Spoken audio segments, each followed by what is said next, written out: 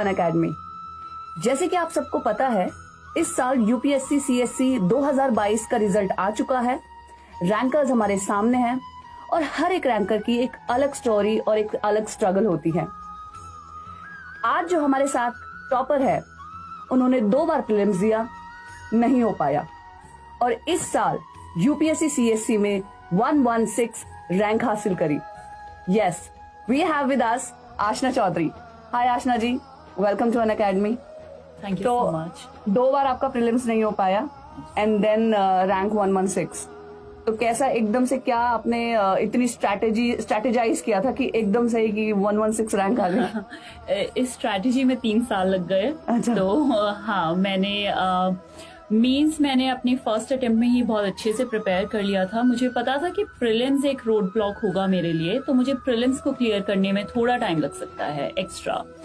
तो मैंने सोचा कि मैं एक बार जिस भी अटेम्प्ट में मैं प्रीलिम्स क्लियर करूंगी, आई विल मेक श्योर कि मैं मेंस और इंटरव्यू भी क्लियर कर ये रैंक हासिल कर पाऊं, जिससे मुझे प्रीलिम्स दोबारा ना देना पड़े। तो एक प्रीलिम्स एक ऐसी स्टेज है जिसे मैं हमेशा से ड्रेड करती हुई आई थी। तो इस बार मैंने जो मेजर अपना चंक ऑफ अटेंशन दिया वो प्रीलिम्स को ही दिया, क्योंकि मेंस मैं पहले से तैयार कर चुकी थी, और इंटरव्यू भी लगभग मैंने एक स्ट्रैटेजी बनाई हुई थी करंट अफेयर्स ओरिएंटेड इंटरव्यू को लेकर भी। Okay. तो इस बार मेरा मेजर फोकस प्रीलिम्स पर ही रहा।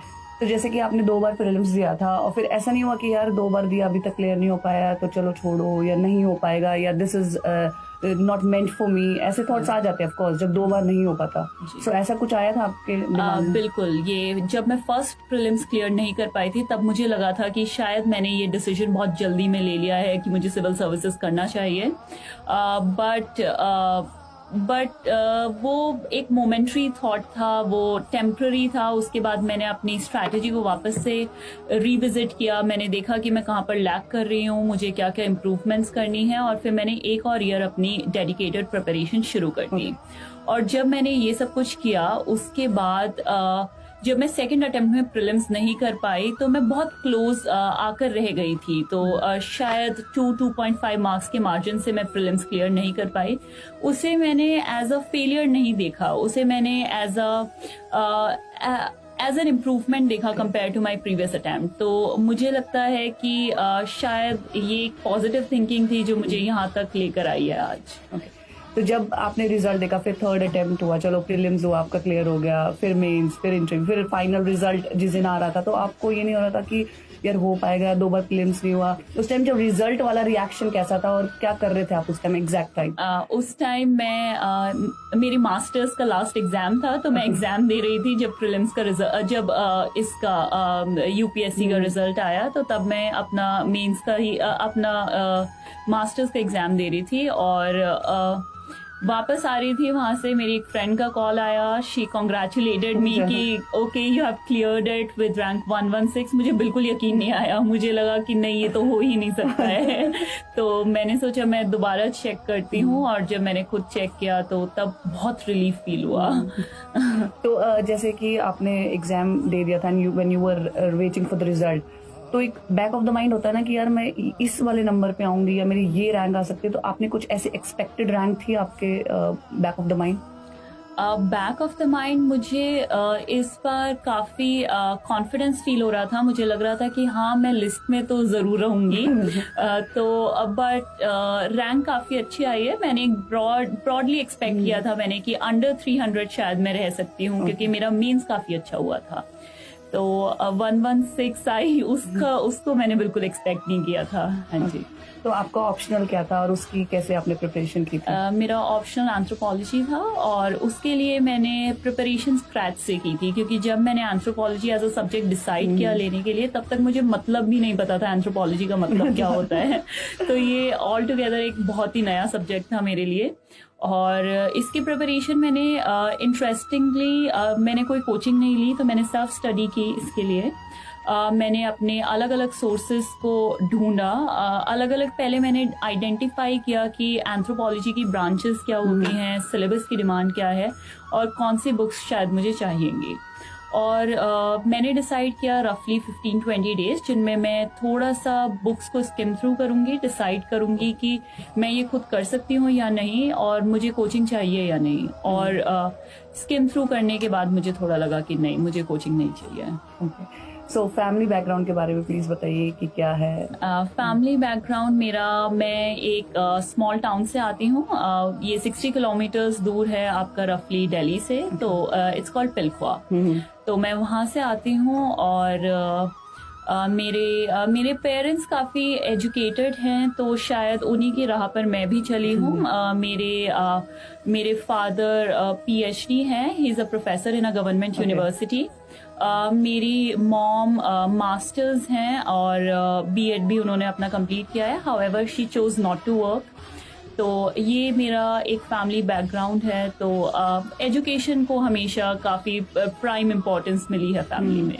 तो सपना किसका था ये IAS की प्रिपरेशन करने का, आपका था या फिर पेरेंट्स का? मेरा और मेरे डैड का साइमल्टेनियसली था। ये कन्वर्ज हो रहे थे हमारे इंटरेस्ट थोड़े से। बट मेरी मॉम ने कभी ये नहीं सोचा था कि मैं गवर्नमेंट सर्विसेज में जाऊंगी। शी ऑलवेज बिलीव्ड कि शायद मैं कुछ और करूंगी,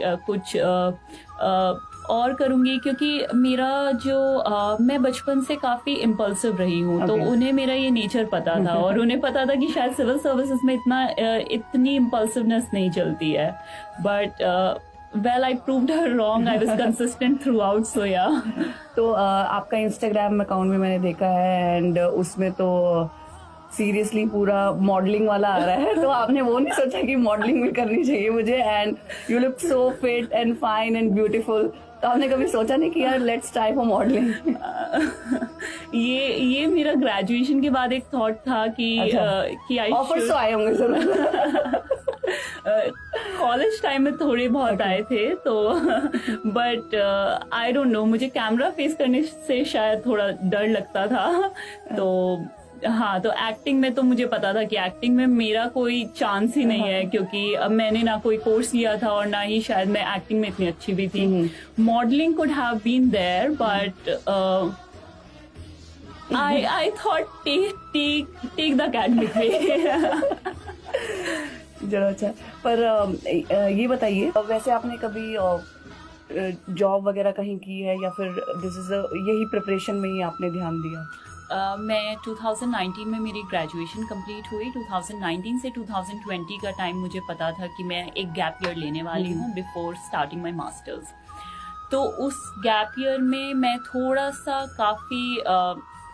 काफ़ी डोल्ड्रम्स में थी, काफ़ी माइंड्स में थी, काफ़ी मिक्स्ड इमोशंस थे मेरे अंदर कि मुझे कॉर्पोरेट सेक्टर में एक बार ट्राई करना चाहिए या गवर्नमेंट सेक्टर की तरफ थोड़ा सा जाना चाहिए। तो वो था एक फेज आया था जिसमें मैं शायद काफ़ी बहुत क्लियर नहीं थी अपने माइंड में, और तब मैंने जॉब के बारे में सोचा था। हाउएवर वो इम्प्लीमेंट नहीं हो सका, क्योंकि कहीं से मुझे रिजेक्शंस मिल गए, कहीं पर मेरा मन नहीं लगा। तो तब मैंने सोचा कि शायद कॉर्पोरेट सेक्टर को मुझे छोड़ ही देना चाहिए। This is not for me. Okay.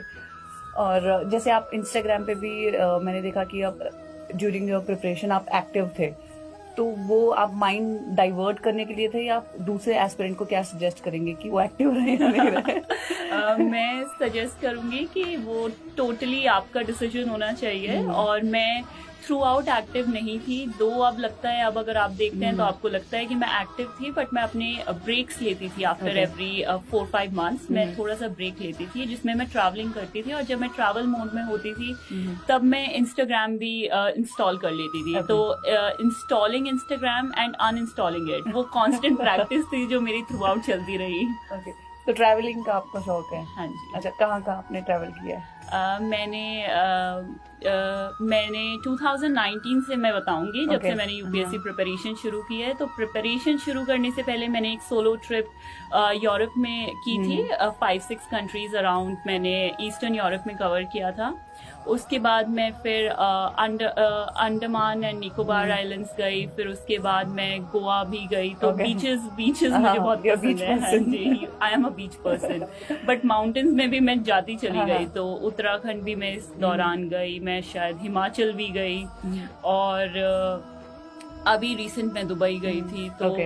तो ये सारी जो ट्रिप्स है ये ड्यूरिंग द प्रिपरेशन ही लगाई है मैंने। तो आप जैसे जब ट्रैवल करते थे तो उस टाइम आपका रूटीन क्या होता था? लाइक आप ट्रैवल कर रहे हो और फिर आपको ये भी ध्यान रखना है कि भाई मेरे ये टॉपिक्स रह गए हैं, मुझे प्रिपरेशन भी जारी रखनी है, तो उस टाइम क्या आपका स्केड्यूल होता था? ट्रैवलिंग में मैं बिल्कुल सोचती ही नहीं थी मैं यूपीएससी कर रही हूँ। अच्छा। तो मैं बिल्कुल एक क्लियर माइंड के साथ जाती थी, जिसमें मैं सोचती थी कि जितनी प्रॉब्लम्स है वो सब अब मैंने घर छोड़ दी है और ट्रैवल में बिल्कुल फ्री माइंड से करूंगी। तो वो 5-6 डेज के लिए एकदम क्लियर माइंड हो जाता था और घर आकर थोड़ा बर्डन बढ़ जाता था, वो दूसरी बात थी, बट ठीक है, मैनेज हो जाता है। तो ठीक है, वो तो आपने सारी चीज कितने अच्छे से मैनेज करके और रैंक भी ले ली।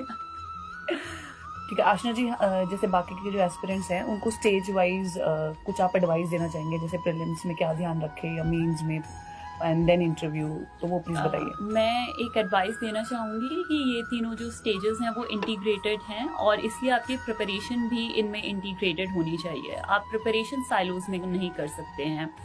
तो प्रीलिम्स के लिए आई वुड से कि करंट ओरिएंटेड होना आपको बहुत ज़रूरी है स्टैटिक के साथ साथ, क्योंकि हमने जो क्वेश्चंस देखे हैं वो काफ़ी करंट अफेयर्स से आ रहे हैं। तो आपको करंट अफेयर्स पर थोड़ा ध्यान देने की ज़्यादा ज़रूरत है। मेंस में भी मैं कहूँगी कि करंट और स्टैटिक को दोनों को सप्लीमेंट करने की ज़रूरत है और प्रैक्टिस बहुत इंपॉर्टेंट है। आपके स्कीमेटिक्स अगर आप बनाने का डिसीजन ले चुके हैं तो आपको स्कीमेटिक्स को अपना थोड़ा सा स्कीमेटिक्स, फ्लो चार्ट, डायग्राम्स, इन सबको थोड़ा सा और रिफाइन करना होगा, तो उसकी भी प्लीज़ आप प्रैक्टिस कीजिए।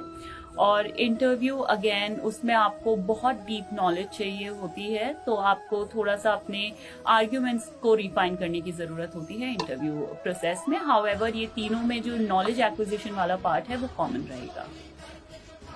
एक और सवाल मेरे दिमाग में अभी आया है कि जैसे आप ट्रैवल करते थे तो करंट अफेयर्स पर तो ऑफकोर्स आपको अपडेटेड रहना ही होता था, दिस इज समथिंग जो एस्पिरेंट रहता है, तो वो कैसे करते थे?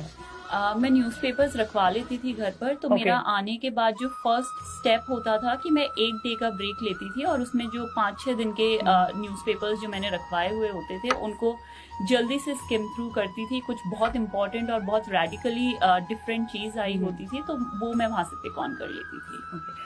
सो वन मोर क्वेश्चन कि जैसे आप ड्यूरिंग योर प्रिपरेशन आपको सबसे चैलेंजिंग क्या लगता था?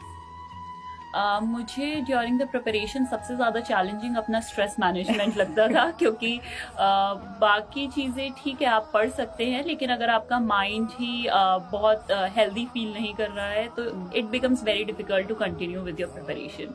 तो स्ट्रेस मैनेजमेंट एक कांस्टेंट चैलेंज था मेरे लिए और वो मैं हर 5-6 मंथ्स में वाया ट्रैवल उसको मैनेज करने का ट्राई करती थी। डेली बेसिस पर मैं मेडिटेशन और योगा से उसको बैलेंस करने का ट्राई करती थी।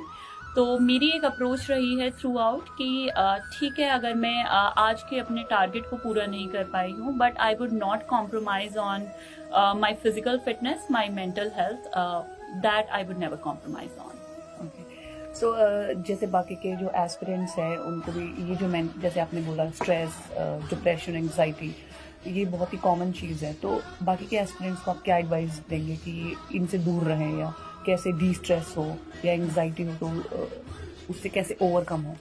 मैं उन लोगों को एडवाइस देना चाहूँगी कि फर्स्ट ऑफ ऑल उन्हें अपनी कोई हॉबी परस्यू करनी चाहिए जो उन्हें थोड़ा सा रिलैक्स फील कराने में हेल्प करती है और अपने जो स्टडी गोल्स हैं उनमें अपने फिटनेस गोल्स